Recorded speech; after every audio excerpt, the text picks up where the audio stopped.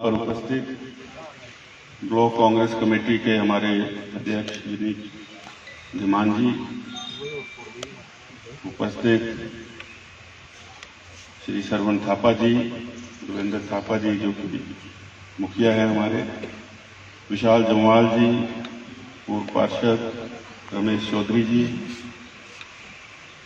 यहाँ उपस्थित कांग्रेस पार्टी के सभी अग्रणी संगठनों के सदस्य और हमारे जो दो बूथ हैं ये बागड़ी और सिरबाड़ी, उसके सभी यहाँ पर उपस्थित मेरी माताओं बहनों, युवा साथियों, मेरे बुजुर्गवार,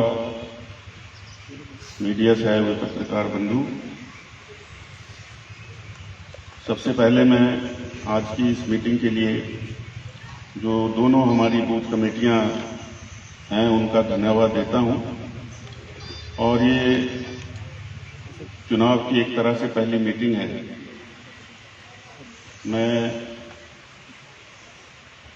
सुबह ही वापस पहुंचा हूं और मुझे ये मालूम नहीं था कि इस तरह से आज बूथों की मीटिंगें रखी हुई हैं। ये दर्शाता है कि आपके अंदर कितना जोश इस चुनाव को लेकर के है। पिछले जो 5 वर्ष निकले हैं, न केवल धर्मशाला में बल्कि पूरे प्रदेश में, प्रदेश आगे जाने के बजाय पीछे की ओर गया है।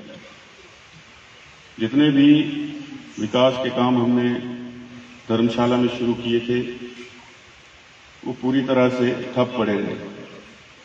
अगर थोड़ा बहुत हुआ भी तो वो पुराना ही पैसा जो था पिछली सरकार के वक्त का, उसी पैसे से जो है वो थोड़ा बहुत काम होता रहा।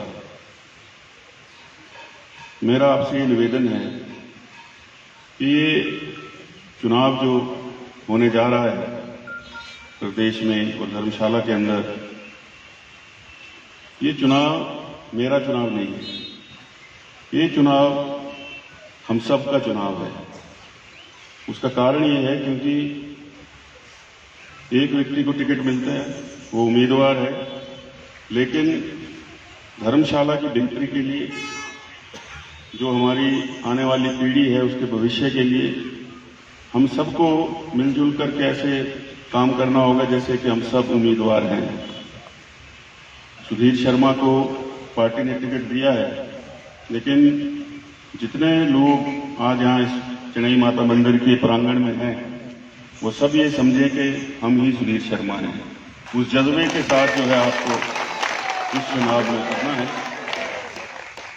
और आपको पता है कि विकास जो है वो मेरी प्राथमिकता रहती है। इस बार विकास के साथ साथ रोजगार पर जोर दिया जाएगा, क्योंकि उससे भी बड़ी प्राथमिकता है, क्योंकि बेरोजगारों की बहुत बड़ी संख्या जो है वो हमारे क्षेत्र में है, बाकी क्षेत्रों में भी है। लेकिन हमने अपने क्षेत्र में जब पिछली बार सरकार थी तो इसके लिए प्रयास किया था, जैसे कि आईटी पार्क जो चैतरू में बनने जा रहा है उसके लिए धनराशि का प्रावधान किया।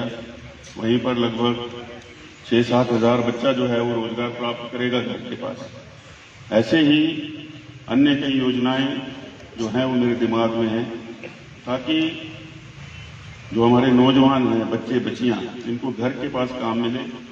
और मैंने देखा है कि यहाँ से बहुत सारे बच्चे बाहर चले जाते हैं, कोई चंडीगढ़ है, दिल्ली में है, गुड़गांव में है, विदेशों में भी चले जाते हैं, लेकिन जो उनको वहां पर तनख्वाह मिलती है वो रहने में, खाने में, अपने खर्चे में ही उनका सब खत्म हो जाता है।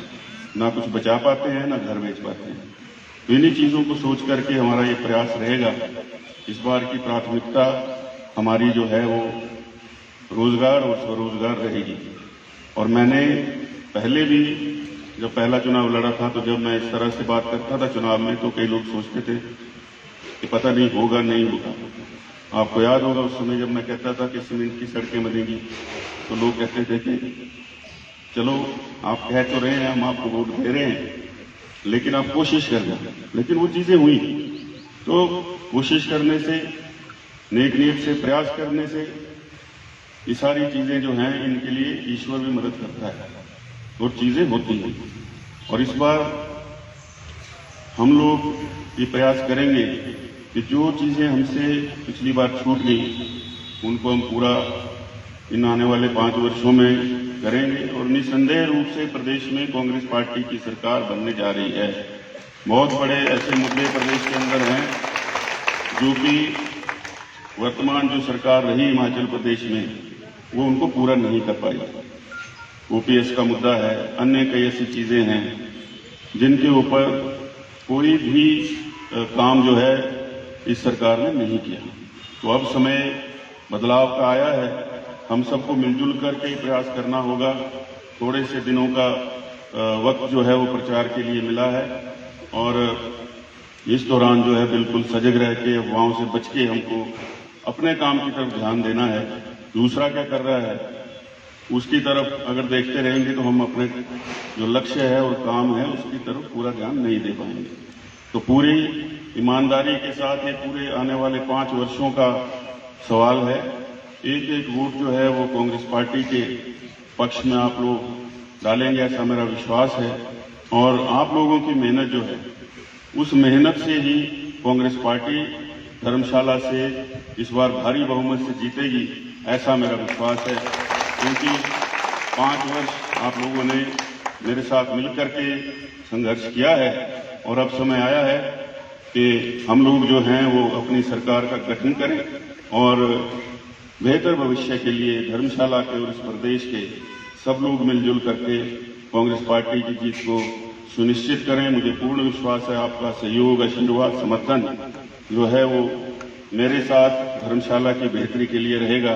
इन्हीं शब्दों से आपका मैं बहुत बहुत धन्यवाद करता हूं। जय हिंद।